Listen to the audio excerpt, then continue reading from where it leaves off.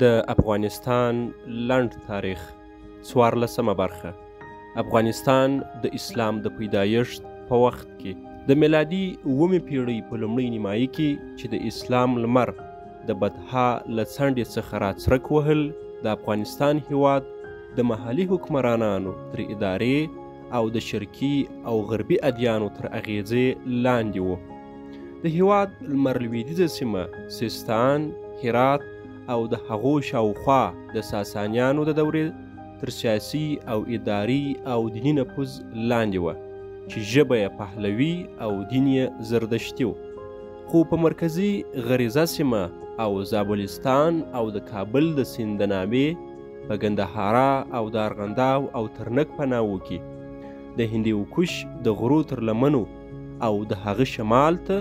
او د سیند تر غاړې پورې د کوشانیانو او یفتلیانو د پایڅوړ د داخلي حکمرانانو، کورنیو او د دې هیواد نورو خلکو حکومت کاوه چې بودایي او برهمني دینونه یې درلوده او د دوی ثقافت او دین او عین بیخي محلي بڼه موندلې وه او داسې ښکاري چې د میلادي پیړیو له سره څخه په دې هیواد کې د عقیدې او پرستش ازادي وه او هرې خواته د راز دیاناتو معبدونه ودان ول. او په میلادي لومړنیو 5 پیړیو کې د ګریکو بودیک صنعت او مدنیت او ګډ تمدن او ادیان د خپل تکاتو او نشتون په ځای کې یعنی د تکسیلا او د هلمند د ناوې د سیمو ترمنځ او شمالا تر بلخ او تخارستانه پورې موجود ول او د افغانستان خلکو د دې ګډ مدنیت پیدا کولو کې لاس درلود او تر 9مې پیړۍ او د اسلام د دین تر راتلو پورې په هیواد کې بودایي، زردشتي، لمرپرستي، شیوایي، مسیحي، نستوري دیاناتو او د ځینو ارباب انواعو محلي معبودانو پرستلو او نمانځلو رواج درلود. د هغې زمانې مروج رسم الخطونه خرشتوهي، پهلوي، شیره، داناګیري، سنسکرت، یوناني ول چې د دې هر یو رسم الخط نقشې له مځکې څخه راوتلي دي. د همدغه عصر له ژبو څخه دري یعنې تخاري، پښتو، پهلوي او پر اکثریت ژبې وې چې د هغو د تاریخي روایاتو او اثارو د کتنې له مخې په افغانستان کې څوک موندلی سو. هوتسنیک ګرځندوی او چینی بودایي ظاهر چې په 9 هجري کال افغانستان ته راغلی و د دې هیواد د شرقي او شمالي سیمو د خلکو اجتماعي او سیاسي او فکري اوضاع په تفصیل سره لیکي او وایي چې په دې سیمو کې د بودایي د لوی مذهب او کوچني مذهب د دواړو پیروان خورا زیات ول او په زیاتو ښارو کې د دې دوه مذهبو معبدونه ودان ول. هرې سیمې یو حکمران درلود چې د عدم مرکزیت او تشتیت په سبب او د ملک الطوایفي د اغیزې له کبله د دې سیمو اجتماعي، سیاسي، اقتصادي، فکري اوضاع چندانې ښه نه وه او په دیني چارو کې احوام او خرافات ګډ سوي ول. هوتسنیک د پېښور، هډې، لغمان، کاپیسا، بامیان، غزني، بلخ او د هندوکش د نورو شمالي ښارو د بودایي معبدو په تفصیل سره نوم اخلي. حال دا چې په 24 هجري کال چې له هنده بیرته راګرځېد د کاپیسا د جنوب په 10 میلۍ کې د آرونا په غره کې د اسماني روح یا سونا موبد لیدلی او وایي چې دا موبد د زابلستان سوناګر ته وړل سوی و او دا هم هغه د زمینداور زور یا زون د غره بتون یا پرستشګاو چې د البزاري په کول په 10 هجري کال کې د اسلامي فاتح عبدالرحمن بن سمره لخوا تسخیر او د سرو زرو بت یې د یاقوتي سترګو سره مات کړل سوی و. د دې دورې بل مشهور بتون د کابل د شاهبهار بتون و چې هوتسنیک د کابل د شمال د یو څو شاهي معبدو یادونه کړې ده او د کابلستان یو لوی بتون غالبا د هندوکش د اوسني شبر په شاوخوا کې و. شبر هم د شاهبهار مخفف دی چې عرب مورخ یعقوبي هغه د غوربند او د بامیان د سرخفت په سلسله کې یاد کړی او وایي چې په 106 هجري کال د فضل بن یحیی برمکي لخوا تسخیر او بت یې وسوځول سو. د دې دورې د معلوماتو مهمه چینه د چینی بودایي زایرانو لیکنې دي چې د بودایي بتونو یا معابدو د زیارت لپاره راتله او له هغې جملې څخه په 399 میلادي کال شیپاهیان او په 1519 او 1518 میلادي کال سونګ یان او له 1690 څخه تر 1645 میلادي پورې هیوتسنیک او په 1680 میلادي کې وانګ هیون توسو سپیر او په 1640 میلادي کې هیون توچاو او په 1950 میلادي کې ویو کنګ د افغانستان مځکې لیدلې وه او ښه معلومات یې راټول کړي او لیکلي دي. هیوتسنیک چې د هجري د لومړنۍ پیړۍ په لومړۍ نیمایي کې د افغانستان د ښارو اوضاع په دقت او بصیرت سره لیکلې په هر ولایت کې له ملک الطوایفت څخه د یو پاچا او د کشتریانو له طبقې څخه یو لښکر ښوولی دی او تر هغه وروسته د عربو مورخانو او جغرافیه لیکونکي هم وایي چې په هره سیمه کې په بیل نامه حکمرانان ول چې له هغې جملې څخه دي سجستان شاه، مروا شاه، کفس شاه، مکران شاه، کابلان شاه، کیکان شاه، گاوران شاه، کشمیران شاه، نقشبان شاه، کنار نشاپور، د مروا ماهویه، د سرخس رازویه، د ایبر د بهمینه، د نسا ابراز، د غرجستان برازینده، د مرورات کیلان، د زابلستان پیروز، ترمز شاه، شیر بامیان، د سغد پیروز، د پیرغانی اخشد، ریوشار، گوزگان، خزا، ختالانشاه یا شیر ختلان، بخارا اخده، د سمرکند ترخان، د سیستان او رخچ او داور رتبیل، د هرات او پوشنگ او بادغیس برازان، د ماورنهر پوشانشاه، د غرجستان شار، د بادغیس او تخار نیزک، د تخاری غوبو، د سور او غور جهان پهلوان، د غزنی او گردیس لوک چې پردوسی د محراب کابلی او ساورزال زابلی د کهول خواږه نکلونه لري. د لوستونکي نظر کوم نومان چې مخکې ذکر سوه دا افغانستان ته د اسلام تر راتګ د مخه محلي ځایي واکمنان ول چې په هغه وختو کې د افغانستان په مختلفو نوو سیمو کې واکمني کړې وله او خپل حکومت یې چلوي. کله چې د حضرت عثمان رضی الله تعالی عنه په وخت کې افغانستان د مسلمانانو لخوا څخه فتح سو او اسلامي لښکرې پر افغانستان رامات سولې او د اسلام مبارک دین افغانستان ته راغی. دغه ټولې محلي واکمنۍ یا واکمنان چې نومونه یې مخکې ذکر سول د اسلام د راتګ سره د دوی پایڅول ټول او ځایه اسلامي واکمنیو ونیوی. د لوستونکي د نظر پای د غزني لوکیان لرغوني کهول و چې د یو سکه نوم یې د بغلان په ډبرینه لیکنه کې لویک بوسه راغلی او د 1960 میلادي په شاوخوا کې د کوشانیانو پرستار آب یا د اوبو رسول وزیر و او د دې کهول پایڅول په ګردیز او د غزني په دربار کې د یعقوب لیث او سلطان مسعود تر وختو موجود و. د تفصیل لپاره دی افغانستان بعد از اسلام اول او 11 رسالې ته او دغه راز د لوکیان غزني د کابل چاپ ته رجوع وسو.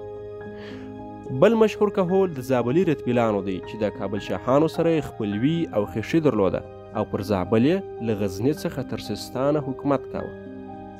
او د بهکي په کول شهرستان رتبیل د ارغنداو پر غاړه په کوهک کې و چې د ډبرلیکونو او عربو او هندي او چیني مورخانو د یادونې له مخې د دې کهول ډیر شاهان پیژندل سوي او دوی افغانستان ته د اسلامي لښکرو د راتګ پر وخت د عربو سره جګړې او مقاومتونه وکړه څو چې د 258 هجري په شاوخوا کې د یعقوب لیث سفاري لخوا له منځه ولاړ.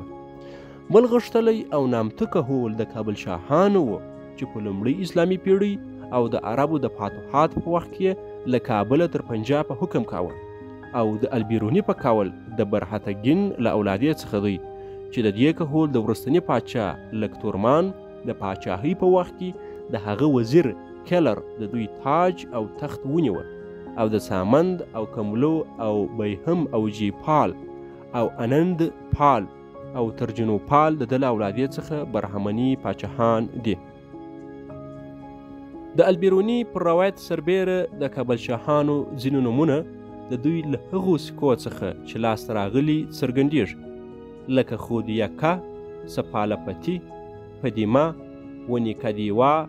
د تاریخ سیستان مولف د 14 هجري په شاوخوا کې د کابل شاهانو د دوو نورو پاچاهانو نومونه یادوي چې لوی کابل شاه د کوچني کابل شاه تر ماتې وروسته د عبدالرحمن ابن سمره په مقابل کې مقاومت کاوه او 28,000 وسلوال او پیل لرونکی لښکر یې درلود. الیاکوبي عربي مورخ د یو کابل شاه خنجل نوم اخلي چې د المهدي عباسي خلیفه د 144 هجري په شاوخوا کې معاصر و، مګر له مسکوکاتو څخه ښکاري چې په کابل او ګندهارا کې تر کشمیره یوې کورنۍ د خنجل په نوم حکومت کاوه چې د دوی نومونه پر مسکوکاتو باندې د خنګل له کورنۍ څخه لیکل سوي دي او دا د کابل شاهانو یوه کورنۍ وه چې د نامه اصل یې خان جمع کهول مساوي په خانګل یا مساوي په خنجل او دا نو په هندي رسم الخط خنخیله مساوي په خانخیل دی چې له کابله تر کشمیره پس له 1515 میلادي څخه د دوی شاهي وه او د غزنویانو تر عصره پورې 5 پیړۍ دوام وکړي. دغه کابل شاهان د اسلامي فتوحات پر وخت له کابله پیښور او ویهند او تکسیلاته پر شا سول او سلطان محمود دوی د اباسین د غاړې له وینهده هم ویستل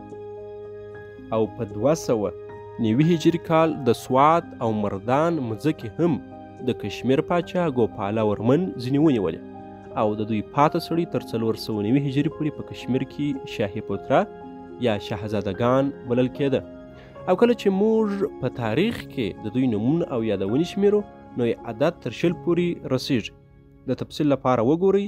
راجا ترنګینی افغانستان بعد از اسلام 1 مخ. د دې مقامي پاچاهانو څخه بله کورنۍ د ترکي خاقان ده چې د چیني نوښتو سره سم دوی له 620 میلادي څخه تر 610 میلادي پورې کابل او ګندهارا او د هندوکش شمالي سیمې ونیولې. اصل کې هم دوی د دغو سیمو خلک ول چې ترکشاهي کورنۍ بولي. دوی له ساساني پاچاهانو سره په 1590 میلادي او 1509 میلادي او 614 میلادي کې جنګونه وکړل او تر سقط پورې سیمې د دوی وې. له ترکشاهانو څخه په تاریخ کې د نیزک او شاد او جغویه د کورنۍ نومونه له ګندهارا او تخارستان تر بادغیس پورې یاد سوي او تګینشان هم له دوی څخه ښکاري. له 651 تر 1909 میلادي پورې یوه مشهوره ترکي کورنۍ د نیزک ترخان په نامه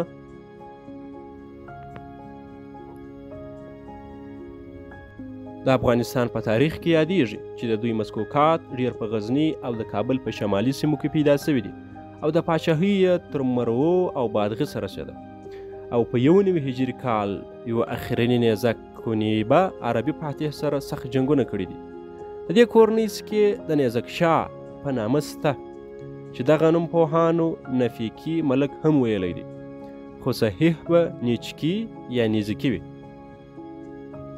په چینی منابعو کې دا نوم نوسی دی چې د کاپیسا پاچا و او په 1919 میلادي یو پد د چین دربار ته واستوه او داسې ښکاري چې دغه کورنۍ د 100 هجري په شاوخوا کې د اسلامي فتوحاتو سره ختمه سوې وي. هم له دغو ترکشاهانو څخه یوه سکه د تګین خراسان شاه په نامه سته چې په 905 یا 925 میلادي کال وهل سوې ده او دا هغه باچا دی چې په چیني نوښتو کې هوسنتي کین شاهي راغلی دی او دی په 1919 البته په 1919 میلادي کې د پن پاچا سوی و او ښایي چې د کندهار د ارغنداو په ناوه کې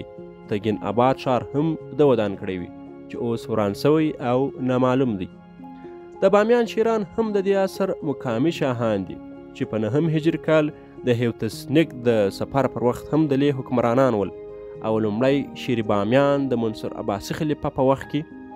مسلمان سو او د ده زوی حسن د 116 هجري په شاوخوا کې د بامیان حکمران و چې په عربي تاریخو کې یادونه سوې ده. دغسې هم په غرجستان کې د شار کورنۍ مقتدر حکمرانان ول. د پیرغوانیانو کورنۍ په جوزجان کې او البانیجور په تخارستان او د اندراب او چغانیان امیران د یادولو وړ دي چې د کوشاني هفتلي یا ترکي کورنیو څخه د اسلام په لومړیو درو پیړیو کې پاته ول. د روزګان په دورشالي کې د هغه ځای د زاول شاه نوشتې پر ډبرو باندې په یوناني خط او قدیمه دري پاته دي چې په دغه ځای کې د زاول شاهانو حکمراني راشي او داسې ښکاري چې د کوشانیانو او هفتلیانو تر امپراتورۍ وروسته د دغو کورنیو پاته شهزادګان د مملکت په هره خوا کې د هغو ځایو د شهزادګانو په نامه پاته ول، لکه چې د غزني په جغتو کې د دې ځای د شاپورې مشا یو ډبرلیک په یوناني خط سته او هم د وزیرستان په ټوچي کې یو بل ډبرلیک سته چې د ګومل بغپور یا شهزاده هلته یو لوی موبد د نوبخت بهار په نامه په 862 میلادي کې جوړ کړی و. دغه د ګومل شهزاده په دري ژبه ماشا نومید چې په سنسکرت نوم یې چندر بوهباو، چندر مساوي په ما جمع بوهبا مساوي په شا. دا ګومل بغپور په سنسکرت نوشته کې کهونړچه پتره یعنې د کوچان زوی بلل سوی دی چې ځان یې د کوشانیانو لمسیو څخه ګاڼه. په همدغه ټوپچي کې یوه بله لیکلې ډبره هم په یوناني خط پیدا سوې ده چې په 815 میلادي یعنې تر پخواني ډبرلیک 3 کاله پس په یوه بل کوشان ګومل بغپور خاکان خپله هلته یو ساهوسرای یا سوداګرخانه جوړه کړې وه او د دې کورنۍ څخه د لیوکانو په نامه د سلطان محمود تر وخته پورې لا هم ډېر مشاهیر په ګردیز او غزني کې پاته ول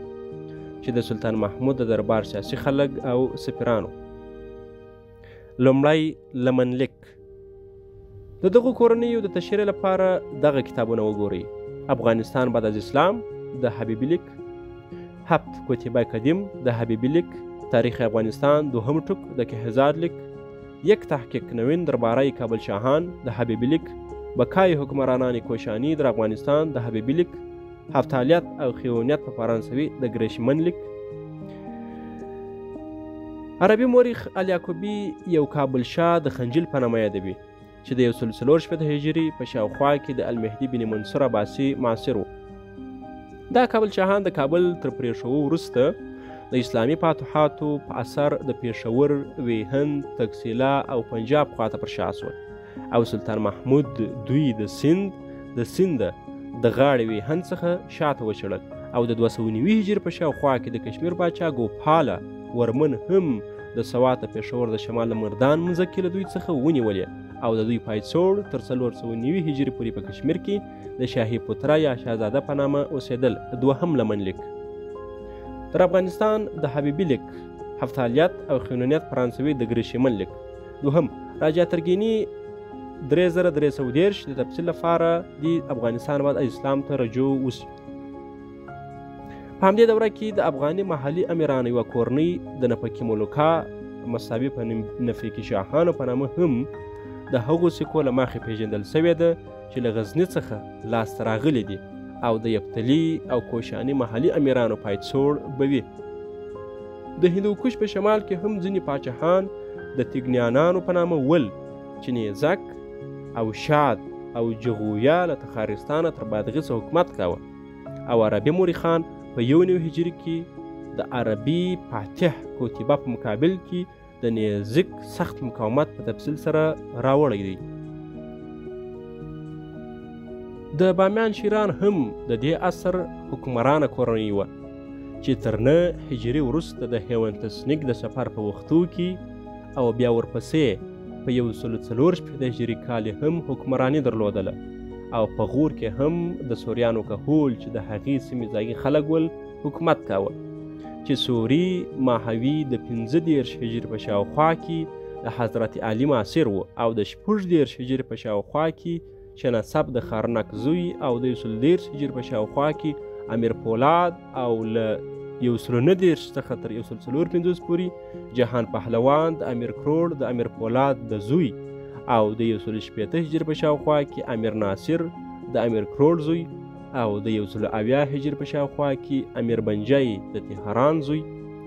البته د نهران زوی، او د 253 هجري په شاوخوا کې امیر سوری د محمد زوی د دې کهول له قدماو څخه بلل سوي دي. د 14مې برخې دریم لمنلیک د دې کورنۍ تفصیل په افغانستان بعد از اسلام 109 مخ او طبقات ناصري او تاریخ پرشته کې وګورئ. او د غور د پاچاهانو کورنۍ هم د دې کهول ته منسوبه دي. په دې توګه د افغانستان خلکو د اسلام د پیدایښت په وخت کې د دغو پاچاهانو تر حکمرانۍ لاندې